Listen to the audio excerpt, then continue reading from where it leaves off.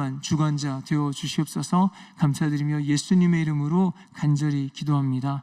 아멘. 제가 먼저 장례 소식 전해드리겠습니다. 217구역 진종순 권사 모친 되시는 고 노경순 성도님께서 소천하셨습니다. 빈소는 경찰병원 장례식장 5호실이며 조문 예배를 위해서 오늘 오후 3시 30분에 교회에서 출발합니다. 관련 기관은 217구역 이여전도회입니다. 403구역 오미경 집사 모친 되시는 고 조춘자님께서 소천하셨습니다. 빈소는 은평 성모병원 장례식장 8호실이며 조문 예배를 위해서 오늘 오후 3시 10분에 교회에서 출발합니다. 관련 기관은 403구역 15여전도회입니다. 위에서 함께 기도해 주시고 위로해 주시기를 바랍니다.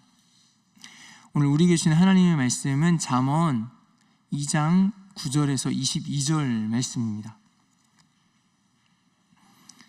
구약성경 912면쯤에 있는 잠언 2장 9절에서 22절 끝절까지 말씀입니다.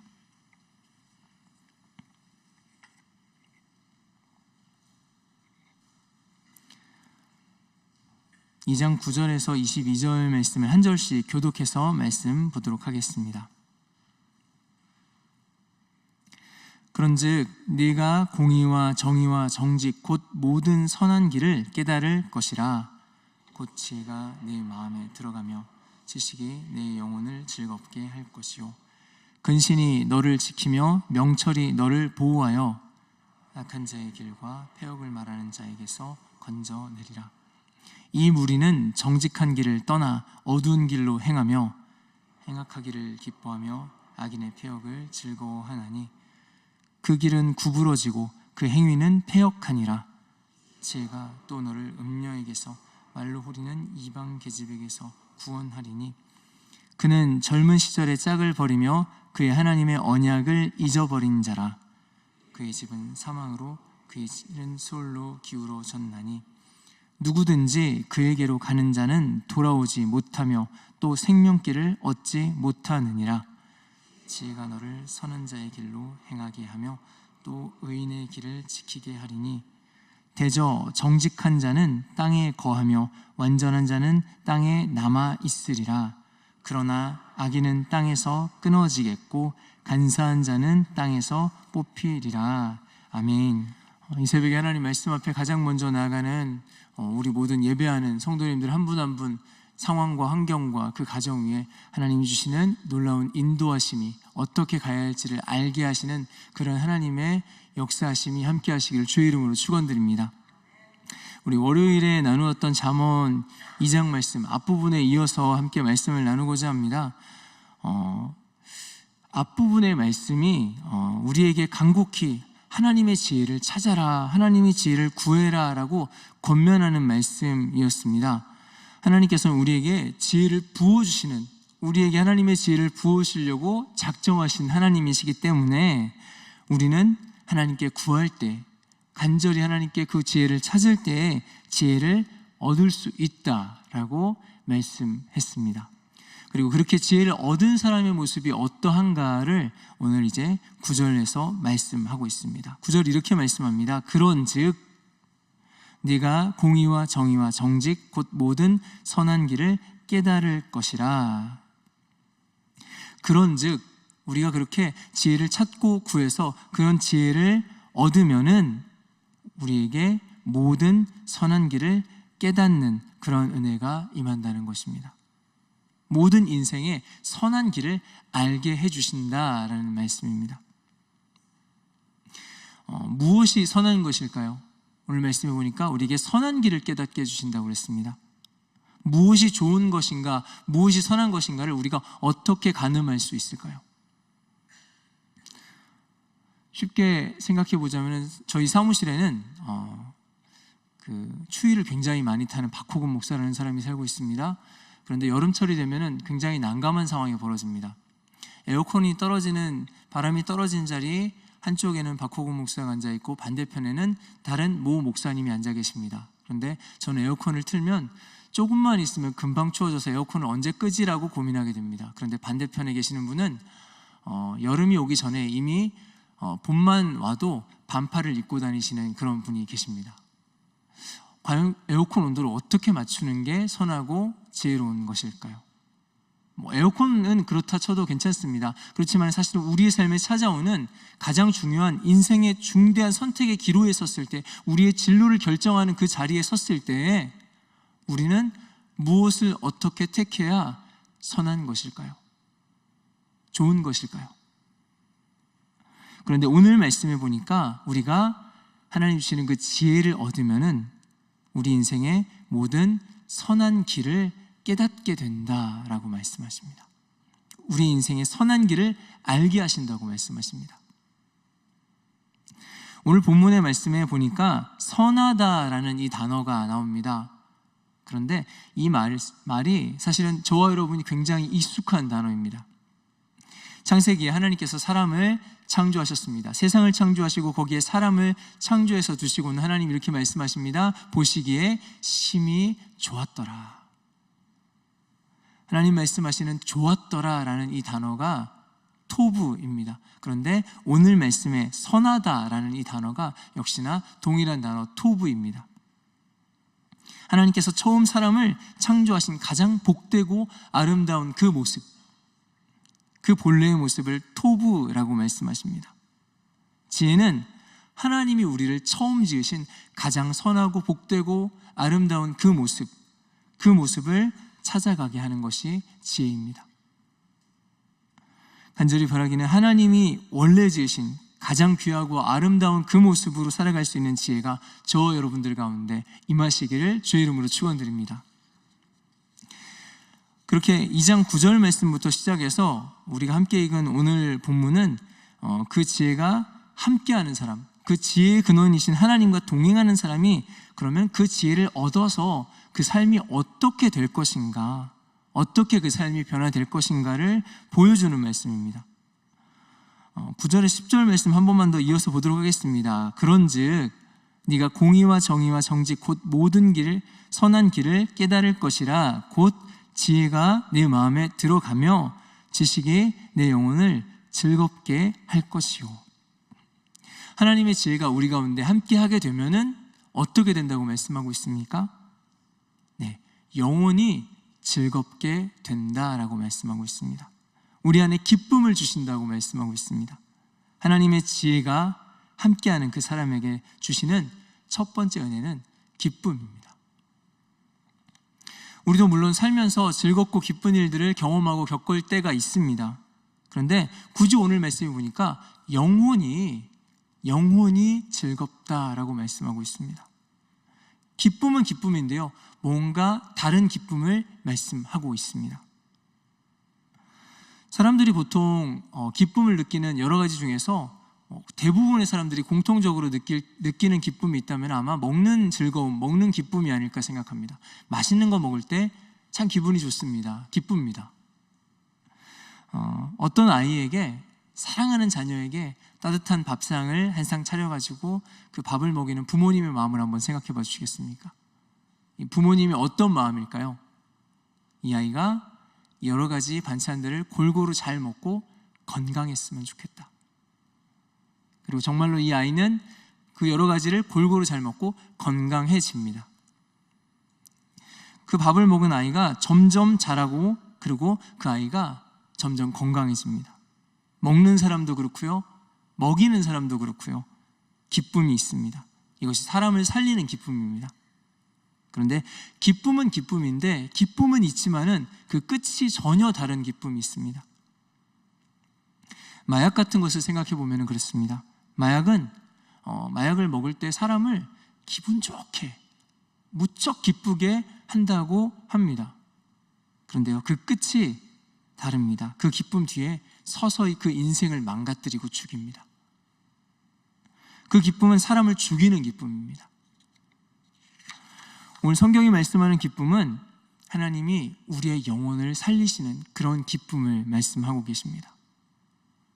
하나님이 우리 사람을 처음 만드셨을 때 앞서 말씀드린 것처럼 우리에게 바라시고 우리에게 가장 기대하셨던 그런 마음은 어떤 마음이었을까요? 이들이 정말로 복받고 잘 살았으면 좋겠다. 그 토부였습니다.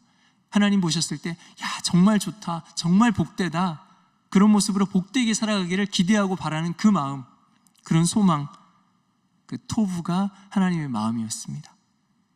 그렇게 가장 복된 존재의 모습으로, 가장 선한 모습으로 살아갈 때 사람은 그럴 때에 기쁨을 얻는 존재로 지어졌다는 것입니다. 그래서 그렇게 그 기쁨 가운데 살아갈 때 우리의 영혼 깊숙함까지 행복해질 수 있습니다. 이런 기쁨이 우리 하나님이 바라시고 우리 하나님이 주기 원하시는 그러한 기쁨입니다. 그런데 지혜가 우리를 살게 하는 그런 기쁨, 우리에게 생명을 주는 그런 기쁨을 분별하게 한다고 말씀합니다. 우리 인생에 찾아온 여러 가지 가짜 기쁨들에 속지 않게 하는 그런 것이 지혜라고 말씀합니다. 그래서 하나님이 주시는 그 지혜가 우리 삶에 참된 기쁨을 분별하게 합니다. 바라기는 우리 안에 그런 참된 기쁨을 분별하고 따라갈 수 있는 그 지혜를 하나님 우리 가운데 주시기를 주의 이름으로 축원드립니다. 하나님의 지혜와 함께하는 자에게 주시는 그 다음에 두 번째는요, 보호하심입니다. 11절에서 15절에 이렇게 말씀하고 있습니다. 근신이 너를 지키며 명철이 너를 보호하여 악한 자의 길과 패역을 말하는 자에게서 건져내리라. 이 무리는 정직한 길을 떠나 어두운 길로 행하며 행악하기를 기뻐하며 악인의 패역을 즐거워하나니 그 길은 구부러지고 그 행위는 패역하니라. 하나님 우리를 근신으로 그리고 명철로 우리를 보호해 주신다고 말씀합니다. 그런데 우리를 무엇으로부터 보호한다고 말씀하십니까? 악으로부터 보호한다고 말씀하고 계십니다. 하나님께서 우리를 악에서 보호하십니다. 지혜가 우리를 근신으로 명철로 우리를 보호해 주셔서 악한 자의 길과 패역을 말하는 자에게서 건져내십니다. 그리고 이어지는 13절에서 15절이 그런 악한 자들, 그런 패역을 말하는 자들이 어떠한 자들인가, 그런 악한 자들의 모습을 보여주고 있습니다. 하나님이 지으신 가장 좋은 길이 분명히 있는데 그 악한 자들을 보니까 그 길이 엉뚱한 곳으로 구부러져 버린 자들입니다. 그런데 지혜가 우리를 그런 악에서 보호하신다라고 말씀하고 있습니다. 또한 지혜가 우리를 보호하시는데 우리를 유혹에서 보호하신다라고 말씀합니다. 16절 이렇게 말씀합니다. 지혜가 또 너를 음녀에게서, 말로 호리는 이방 계집에게서 구원하리니. 하나님께서 허락하신 가장 선하고 가장 아름다운 그 관계를 버리고 엉뚱한 곳에서 기쁨을 찾고 그 기쁨을 찾으라고 유혹하는 그런 음녀의 유혹에서 우리를 구원하신다 말씀하고 있습니다. 허락되지 않은 무언가 비밀스러운, 거기에 마치 마약과 같은 그러한 기쁨이 있다고 합니다. 경험하지 못했던 굉장히 신비하고 신선한 어떤 기쁨을 주는 것 같은데 어느새 그 인생은 파멸을 향해서 달려가고 있습니다. 그 모습을 17절에 19절 이렇게 말씀하고 있습니다. 그는 젊은 시절에 짝을 버리며 그의 하나님의 언약을 잊어버린 자라. 그의 집은 사망으로 그의 길은 스올로 기울어졌나니 누구든지 그에게로 가는 자는 돌아오지 못하며 또 생명길을 얻지 못하느니라. 아름답고 건강한 관계를 파괴하고요, 그리고 다른 어떤 기쁨을 찾으려고 하는 그런 음녀의 모습을 보여주고 있습니다. 그런데 그 길은 결국에 사망으로, 멸망으로 이어집니다. 기쁨을 찾으려다가 생명길을 놓쳐버리게 된다고 오늘 말씀하고 있습니다. 하나님의 지혜는 우리를 그러한 음녀의 유혹에서 보호하신다라고 말씀합니다. 악과 유혹은 사람을 망가뜨리고 죽이는 길입니다. 그리고 세상의 곳곳에서 악이, 유혹이 우리를 미혹합니다. 우리를 흔들어서 그 사망의 길로 끌어들이려고 합니다. 그런 유혹들은 사실 단지 어떤 좀 잘못된, 도덕적으로 좀 잘못되고 틀린 것을 말하는 것 정도가 아니라 사실 우리의 생명을 잃어버리게 만드는 길입니다. 그래서 우리의 원래의 형상, 하나님이 주신 우리의 가장 좋고 아름다운 그 토부의 형상을 잃어버리게 만드는 길입니다. 마치 그것이 좋은 것인 양, 선한 것인 양 속이면서 원래 하나님과 함께 있도록, 그리고 하나님과 교제하도록 지어져서 그 안에서 행복을 찾도록 만들어진 우리의 원래의 형상을 자꾸 망가뜨리는 것입니다. 그런데 하나님의 지혜가 있습니다. 그 지혜가 저와 여러분을 그 악으로부터, 유혹으로부터 지켜주신다 말씀하십니다. 간절히 바라기는 어떤 악과 유혹에도 흔들리지 않는 그런 지혜가 오늘 저와 여러분들의 삶에 충만하기를 주의 이름으로 축원드립니다. 지혜에 대해서 오늘 성경이 말씀하면서 계속해서 반복해서 표현하는 그런 단어가 있습니다. 길입니다. 길. 20절 말씀을 보겠습니다. 지혜가 너를 선한 자의 길로 행하게 하며 또 의인의 길을 지키게 하리니. 지혜로운 사람의 모습을 선한 자의 길, 의인의 길이라고 표현하고 있습니다. 여러분, 왜 길일까요? 여러 가지 표현들이 많을 텐데 왜 길이라고 표현했을까요? 성경이 말씀하는 지혜는요, 한 번 경험해서 깨닫고 어떤 책에서 습득해서 얻고 마는 그런 지혜가 아닙니다.